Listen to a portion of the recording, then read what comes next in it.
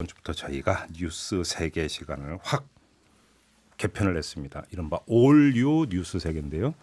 주케식님이 뉴 시선 집중이라는 글을 유튜브에 달아주셨는데 뉴 시선 집중을 이끌고 있는 게 바로 올뉴 뉴스 세계가 되겠습니다. 자, 목요일을 장식해 주시는 두 분 소개해드리죠. 김수미 시사평론가 나오셨고요. 어서 네, 오세요. 반갑습니다. 네, 이번 주부터 합류하신 박지훈 변호사 모셨습니다. 네, 어서 오세요. 안녕하세요. 박준입니다. 두 분은 구면이신가요?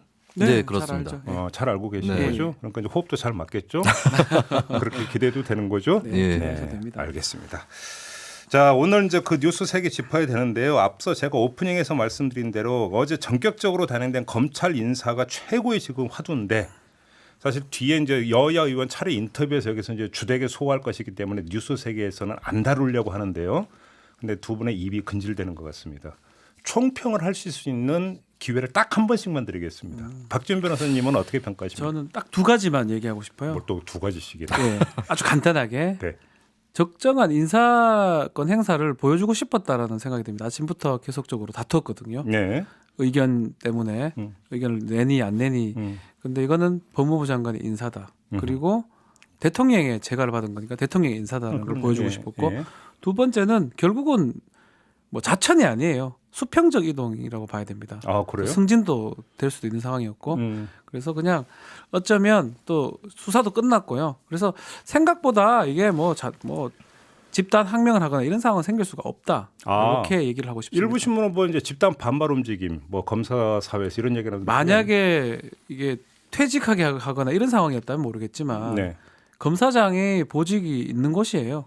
그리고 수사는 끝났어요. 기소를 네. 했기 때문에. 예. 그래서 큰 문제는 없습니다. 아, 그렇게 보시는 네. 거예요. 김수민 평론가 네. 총평을 한마디 하신다면 과거의 민정 라인부터 해서 장관, 검찰총장 이렇게 삼자협의 비슷하게 관행처럼 인사권을 행사해 왔는데 뭐 그런 관행을 벗어났다라고는 볼 수 있을 것 같고요. 그렇다면 이제 법적으로 좀 건조하게 이 과정들을 뭐 이행을 할 필요가 있는데 저는 한 가지만 지적을 하면은 검찰 인사위원회가 어제 오전 11시에 열렸습니다. 네. 근데 위원들한테 통보가 간 게 그저께 저녁 8시였어요. 예, 바로 몇 시간 앞두지 않은 상태에서 통보가 간 거 이런 것들은 좀 문제다. 이 절차상에. 과정은 개선돼야 된다고 봅니다. 알겠습니다. 두 분의 이런 총평을 모아서 이따가 인터뷰에서 한번 질문을 드려보도록 하겠습니다. 알겠고요. 자, 뉴스 세계 본격적으로 시작을 해줘. 자, 김수민 평론가가 뽑아온 첫 번째 뉴스는 어떤 겁니까? 네, 어제 오전 서울중앙지법에서 세월호 참사 당시 구조 책임자들 6명에 대한 영장실질심사가 열렸는데요. 네. 예, 결국에는 이 영장이 기각됐습니다. 현 단계에서 도망 및 증거인멸의 구속 사유나 구속의 필요성, 상당성을 인정하기 어렵다라는 네. 이유였습니다. 자, 근데 그러면 여기서 이제 그 어떤 데 초점을 맞춰서 이제 우리가 한번 살펴보면 좋을까요? 저는 이제 이 영장 심사 과정에서 4.16 세월호 참사 가족 협의회 장훈 운영위원장이 밝힌 얘기를 좀 주목을 했는데요. 네. 참사 당시 즉시 구속됐어야 한다. 5년 9개월이 지난 지금 구속도 너무 늦다. 이런 입장을 밝혔습니다. 뭐 결국에는 기각이 되긴 했는데. 결국 이제 핵심은 이제 왜 이제서야? 네, 그렇습니다. 결국에 그때 당시에 제대로 처리하지 않은 사건이 나중에 다시 부담이 되기 마련인데 그때 왜 업무상 과실치사의 어떤 기소라든지 이런 부분들이 잘 이루어지지 않았는가. 예, 벌써 6년이 가까이 됐기 때문에 그렇죠. 다시 한번 짚어야 된다 이런 생각이 많이 들더라고요. 엊그제 그 이 영장 청구 소식을 전했을 때 박지훈 변호사께서는 기각 확률이 높다고 말씀하셨어요. 네, 전원 기각됐습니다. 이 무릎탁도사의 이제 아니에요. 그 별명을 이제 그 바꿔야 되지 않을까 싶은 생각이 드는데. 이건 누가 봐도 아, 그래요? 사실은 누가 봐도 영장 발부되기가 어렵습니다. 어떤 점에서요? 시간적 문제죠. 너무 많이 지난 시점이기 때문에 예. 사실 도주 우려나 증거인멸 우려가 없다고 봐야 되거든요. 예. 범죄 자체도 과실범이에요. 그래도 그렇기 때문에 영장 발부 가능성은 지금 김수민 평론가가 지적했지만 그 당시에 했다면 되게 높았겠지만 지금 와서는 낮다고 보는 게 맞습니다. 아마 그래요? 많은 법조인들이 예상을 했을 거예요. 그럼에도 불구하고 왜 구속 청구를 했느냐. 지난번에도 얘기했지만 약간의 어떤 보여주기식도 있었다. 저희 열심히 하고 있어요. 네. 메시지 던진다. 예, 검찰이 우리 열심히 하고 있다. 이걸 보여준 것 같습니다. 근데 법률 문외한인 제가 딱 듣는 그러니까 그 박준 변호사님의 지적을 듣는 순간에 느끼는 게 공소시효라고 하는 게 있는 거고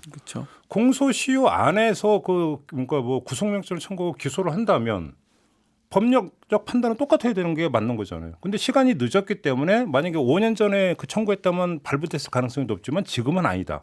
이게 지금 그 법률적으로는 좀 납득이 안 되는 이 설명이 같아서 지금 다시 반문을 드린 거거든요. 그러니까 유무죄 부분하고 신병의 부분이거든요. 구속이냐 불구속 부분은 완전 다른 부분으로 봐야 됩니다. 예, 유죄가 될 수 있는 확률적인 측면하고 예. 그리고 이 사람을 구속해서 수사를 해야 되냐 아니면 불구속 수사도 괜찮으냐 이 부분인데요.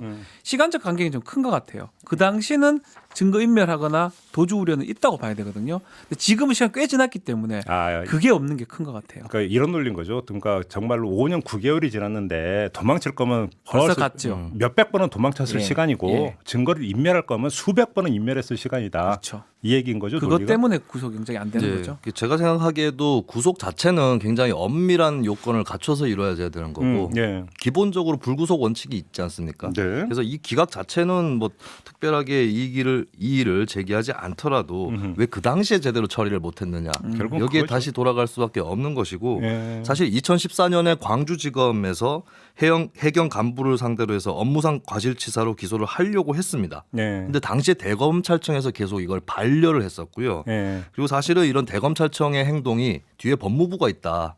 예, 기존의 어떤 그 검찰의 구조를 보든가 아니면 네. 관행이든가 이런 것들을 빠져봤을 때 그래서 이제 또 거기 더 나아가서 법무부 장관이었던 황교안 자유한국당 대표 외압 의혹까지 그렇죠. 또 있었던 그런 상황이었던 거죠. 예. 그래서 이런 구조 속에서 결국에 이렇게 사건을 제대로 처리하는데 시간이 너무 오래 걸렸다. 이거를 네. 지적을 꼭 하고 싶었습니다. 그래요. 자 그러면 그러니까 신병 확보의 문제는 그럼 그렇다고 치고 네. 자 불구속 기소를 한다고 한번 가정을 해보죠. 네. 업무상 과실치사 혐의로 법원에서 유죄 판단이 나올까요? 무죄 판단이 나올까요? 저는 좀 유죄에 가깝지 않을까 생각이 들어요. 그래요? 근데 유죄라고 하더라도 업무상 과실치사가 형이 높진 않습니다. 뭐 금고형이 가능한 부분인데요. 아마도 유죄가 나온다 하더라도 실형보다는 뭐 집행유예나 아니면 좀 그 정도의 선에서 유죄가 나오더라도 정해질 거로 보입니다. 김수민 평론가 네. 어떻게 좀 보세요? 그때 2014년에 과실치사 혐의로 기소된 간부가 있긴 있었어요. 목포 해경 소속 정장이었는데 이 사람에 대해서 판결이 내려질 때 법원에서 한 얘기가 해경 지휘부의 책임이 있다라는 지적을 했었거든요.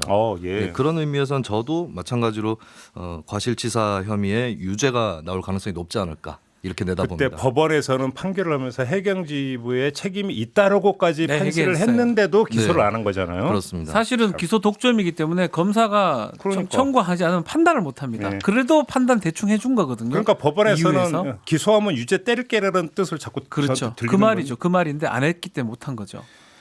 아이고. 자, 두 번째로 넘어가죠. 자, 두 번째로 어떤 뉴스입니까? 네, 8일 패스트트랙 폭력 사태에 관련한 그 공소장이 검찰을 통해서 공개가 됐습니다. 예. 여기에 보면 이제 황교안 자유한국당 대표하고 나경원 당시 원내대표 이 지도부 의원하고 이제 인사들이 예. 정치개혁특별위원회 방해 사건, 사법개혁특별위원회 방해 사건, 그리고 최입의 바른미래당 의원 감금 사건 여기에 다 관여를 했다라고 하는 그런 네. 내용인데요. 그렇죠. 예를 들면 이제 4월 23일 그 전이죠. 의원총회에서 패스트트랙 저지를 이 지도부가 강조하면서 황교안 대표의 경우는 말로 할 수 있는 단계가 지났다라고 발언을 그때부터 시작을 했고 네. 그리고 나경원 당시 원내대표 지시로 한국당 의원들이 단체 대화방이라든지 문자 메시지로 실시간 상황을 공유를 하는 뭐 민주당 의원 누가 여기에 왔다 갔다 하고 있다라든지 또 엘리베이터보다 계단을 이용해서 움직여라 네. 이런 지시를 한 정황들이 다 공소장에 드러났습니다. 근데 이 공소장 내용 중에서 특별히 주목한 대목이 어떤 거예요? 김수민 평론가. 저는 이제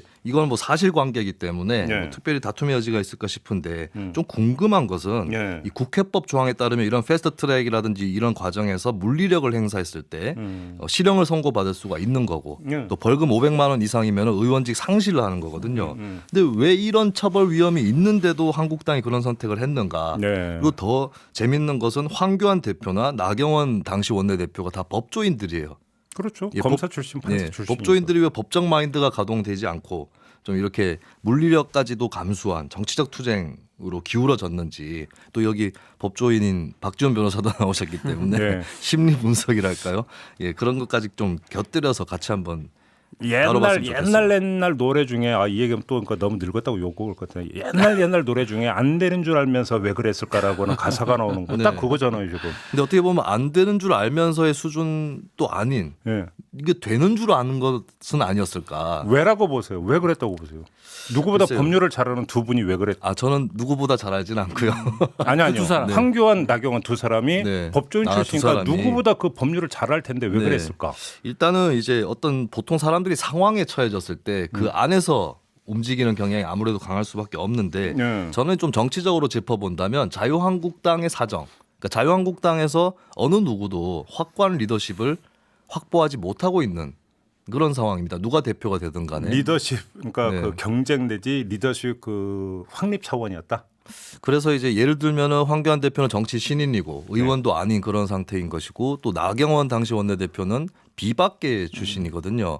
당내에서 확고하게 주류 자리를 굳히지 못하고 있는 그런 처지였는데 이럴 때 리더십을 확고하게 굳힐 수 있는 어떻게 보면 그렇게 뭐 높은 차원의 행위는 아니겠지만 네. 강경 투쟁을 자주 하는 거예요. 네. 실제로 황교안 대표도 단식, 삭발 이런 것들을 계속해서 이어져 왔는데 네. 예, 그런 좀 리더십 부재가 이들 리더들 통해서 어떤 좀 강경 투쟁으로 이끌게 한 것은 아닌가. 뭐 그런 알겠습니다. 추정을 좀 박지원 해봅니다. 변호사. 모르진 않죠. 당연히 알죠. 그걸 했을 때 이어지는 결과 네. 아마도 예상을 했을 겁니다. 네. 근데 예상을 감수를 했을 것 같아요. 감수? 결과에 대해서 네. 감수를 하고 한 걸로 보이는데 아마도 이런 게 야당으로서 투쟁 방식이라고 착각했을 수도 있어요.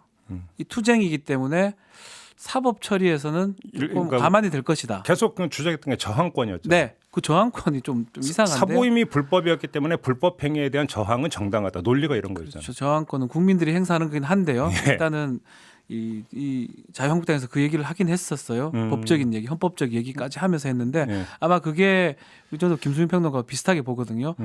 이 당내 지도력이라든지 리더십이 없다 보니까 네. 투쟁을 통해서 뭔가 지도력을 확보를 해야 될 것 같고 그리고 이 정도 투쟁을 하면 예전에 여당을 많이 했지만 야당의 대표들은 그렇게 해왔더라. 뭐 예를 들어 YS라든지 DJ라든지 예. 그런 좀 약간 착각 아닌 착각을 했지 않을까 그때는 생각이 들어요. 산준화법이 없었잖아요. 그리고 그렇게 그 투쟁이죠. 투쟁 방식이 이런 식으로 하더라도 지도자라면 이렇게 해도 큰 문제는 없지 않을까. 이렇게 조금 나이브하게 좀 생각했던 게 아닌가. 역시 저는 근데 격가지에 더 관심이 있는 게 어제 그 공개된 공수장 내용 이런 게 나오더라고요. 최이배 의원 감금에 네. 이제 그 투입됐던 의원들이 이러다 불상산한다고 하니까 네. 나경원 당시 원내대표가 안 된다 계속해라. 경찰에 끌려 나오는 장면이 연출. 나와야 된다. 네. 이런 요지에 지시를 내리거든요. 그렇죠. 왜 그랬을까요? 저는 오히려 그게 더 궁금하더라고요. 왜? 그게 그거라니까요. 저항권을- 여당을 오래 하다가 야당 하는 거를 보니까 네. 저 사람들은 저렇게 해서 주목받더라. 음. 그렇게 생각했는데 그때하고 지금하고 달랐는 게 본인들이 통과시킨 국회 선진화법이 통과가 됐거든요. 그걸 알겠습니다. 조금 착각했던 것 같아요. 그러나 박준 변호사는 안 되는 줄 알면서 왜 그랬을까? 이 노래 아세요? 알긴 합니다. 아시죠? 예. 연배가 저랑 비슷해서. 글씨는 노래는- 아닌데요. 그 노래는 어린 사람들도 많이 알 겁니다. 워낙에 김수민 이제 평론가도 가사가- 아세요? 저도 알죠. 자주 왜- 쓰이다 보니까. 왜 자진해서 이렇게 그 정신 나이를 올리세요? 아닙니다. 저보다 한 15살 어린 사람도 알 거예요. 세 번째로 넘어가겠습니다. 네. 그 이춘재가 자신의 소행이라고 자백을 했죠. 화성 초등생 실종 사건의 피해자 유가족이라고 밝힌 한 시민이 네. 청와대 국민청원을 제출을 했습니다. 네. 자신을 피해자 오빠라고 밝혔는데요. 음. 작년에서야 피해자가 30년 전 이미 살해됐다는 사실을 최초로 알게 됐다라고 하면서 저희 가족의 희망은 사라져 버렸고 부모님은 그 충격으로 몸져 누웠고 현재까지도 하염없이 울기만 한다라고 사연을 밝혔습니다. 네. 그러면서 최근 경찰이 30년 전 이춘재가 살해한 제 동생의 시신과 옷가지를 발견을 하고도 손수 사부로 묻어서 은폐를 했고 단순히 실종된 것처럼 그렇게 진술 조서까지 허위로 작성했기 때문에 네. 예, 이런 경찰에게 이춘재보다 더 큰 분노를 느낀다. 이춘재의 공범이자 이춘재보다 더한 범죄자들이라고 분노의 심경을 밝혔습니다. 예. 자 그러면 한번 각을 잡아보죠. 여기서 어느 점에 좀 주목을 하셨어요? 네, 일단은 이제 현재 검경 수사권 조정 또 논의가 되고 있고 이제 네네. 경찰의 직접 수사 권한 더 확대가 되는 방향이고 이것은 이제 경찰 기관이 갖고 있는 또 검찰이 갖고 있는 본질을 봤을 때는 방향은 맞는 방향이라고 볼 수가 있겠습니다. 네. 근데 이제 경찰에게만 맡겨둘 수 있을 것인가? 그러니까 사실은 뭐 이게 30년 전의 일이고 그 동안의 세월 동안에 민주화도 많이 됐고 또 그 추세를 경찰이 다 반영을 많이 했다고 볼 수가 있거든요. 예. 그렇다면 이 사건이 재발한다, 똑같이 나타난다라고 그렇게 볼 수는 없겠지만 그러나 이제 구조를 우리가 설계를 하고 또 개혁을 할 때는 항상 최악의 사건이 일어날 경우를 대비를 해야 될 텐데 뭐 부실 수사, 은폐 수사가 있을 수 있죠. 예, 그렇습니다. 언제라도. 예. 그래서 이제 경찰의 어떤 이런 수사의 그 뭐 부실 수사, 은폐 수사의 위험을 뭐 좀 통제하거나 이럴 방안이 충분히 준비되어 있는가? 경찰 자체적으로 민간 통제를 받는 방안과 그다음에 기관 간의 통제, 예, 검찰과 경찰 간의 적절한 균형과 견제가 필요할 텐데 또 이제 수사 종결권을 경찰에 준다라고 하는 것이 이제 검경 수사권 조정의 지금 현재 굉장히 뜨거운 쟁점이잖아요. 네. 이런 부분들을 좀 더 깊이 논의할 필요가 있겠다. 그러니까 이런 지금 쟁점이 생각을 이제 갖더라고요. 거기서 수사 종결권을 경찰이 주는 거에 대해서 이제 검찰이 이제 강력히 이의를 제기했던 게 이게 혐의 없음, 무혐의 처리 내는 거 같은 경우는 뭐 기록이나 이런 것들을 검찰에 안 남겨도 되도록 돼 있는 바로 그 대목을 네. 검찰이 이제 강력히 반발하고 있는데 지금 그걸 지적을 하는 거죠. 네. 만약 이게 조금만 보완이 된다면 검찰이 나중에 가서도 한번 다시 한번 이거 필터링할 수 있는 여지가 있는데 이걸 좀 너무 없애는 거 아니냐 이런 문제 의식인 것 같아요. 김수민 평론가의 말씀은. 네, 충분히 지적할 수 있는 문제인데 저는 이 사건도 사건이지만 전 8차 사건을 좀 들여다보고 싶거든요. 이춘재 사건 진범이 지금 바뀐 상황에 재심에 지금 개시가 될 것 같고요. 네. 8차에는 경찰도 문제지만 그 뒤에가 다 더 문제예요. 검찰, 법원까지 3심까지 갔던 사건입니다. 그러니까요. 그럼 사법제도에서 경찰이 시작이긴 하지만 중간 단계에서 필터링을 못했던 역사가 있었어요.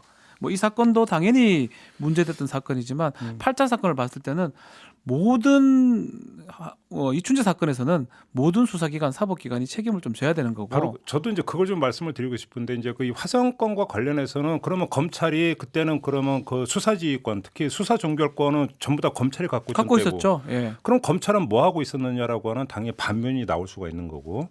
따라서 수사 종결권을 경찰에 주면 이런 문제가 심해질 수 있다라고 하는 것은 너무 검찰의 능력을 너무 높게 전제하고 하는 얘기 아닌가 이렇게도 볼 수 있거든요. 오히려 그 8차 사건은요. 지금 박준영 그 재심 관련 변호사의 주장에 따르면 경찰이 잘못 수사한 거를 검사가 눈치를 챘는 증거가 있다라는 겁니다. 사진이. 그런데도 눈 감았다라는 그럼에도 거예요? 눈 감고 법원까지 가서 판사도 문제가 있을 것 같다라는 주장을 하고 있어요. 판사까지? 그렇게 얘기를 하고 있습니다. 예, 수사 기록을 예. 봤을 때, 재판 기록을 봤을 때 예.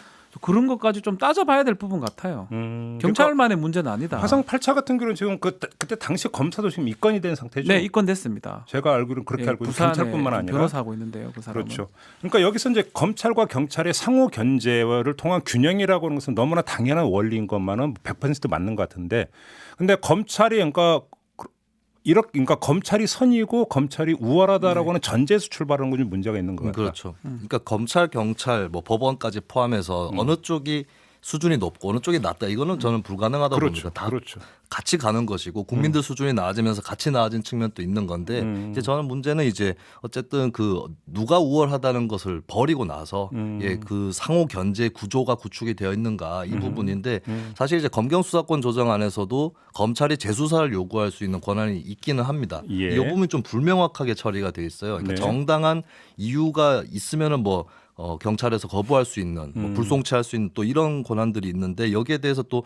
정부에서도 뭐 여당에서도 그렇고 뭐 수사 준칙을 통해서 보완한다라고 얘기를 하고 있는데 이제 물론 그렇게 보완을 하는 게 맞겠지만 좀 우려되는 것은 이제 좀 그런 부분들이 법안에 들어가는 것이 예, 더 낫지 않을까 이런 생각이 자의적으로 듭니다. 될 가능성이 있다는 거죠. 예, 그러니까 그렇습니다. 이건 김수민 평론가가 제기하는 문제 의식은 충분히 공감할 수 있는 부분이 있죠. 예를 들어서 경찰이 마음만 먹으면 의도적으로 어떤 거에 대해서 무혐의 결정을 내려버리는데 여기에 만약에 의도성이 개입이 되고 조작성이 개입이 됐다면 그럼 사후 통제를 어떻게 할 통제가 것인가? 불가능한 상황이라는 그 말이죠. 그러니까 가장 근본적인 문제 의식은 이거잖아요. 네, 여기에 그렇습니다. 대해서는 뭔가 모든 사람이 공감할 수 있는 것 같아요. 근데 이제 그러면 거기서 현실적인 장치가 무엇인가인데 그것이 이제 검경 수사권 조정 방안을 되돌리는 방향이어야 되는 거냐? 네. 라고 하는 것들은 사실 강론에 들어가면 여러 가지 논란거리가 있는 것 같다. 네. 그리고 이렇게 좀 다시 검찰에 돌리는 거는 말이 안 된다. 그렇죠. 생각이 듭니다. 저는. 그렇다면 이제 직접적으로 뭐 문민의 통제라든지 경찰 내부에서 통제 그런 그렇죠. 것들도 방향을 그렇죠. 좀 모색을 해볼 그런 필요가 제도 있겠습니다. 장치는 반드시 필요하다라는 네. 거죠. 알겠습니다. 요점에 대해서 우리가 합의를 동감합니다. 오케이, 알겠습니다. 자, 이렇게 마무리하겠습니다. 박지훈 변호사, 김수민 시사평론가와 함께했습니다. 고맙습니다. 예, 감사합니다. 감사합니다. 이슈의 핵심을 꿰뚫는 예리한 시선, 믿고 듣는 진품 시사 김종배 시선 집중.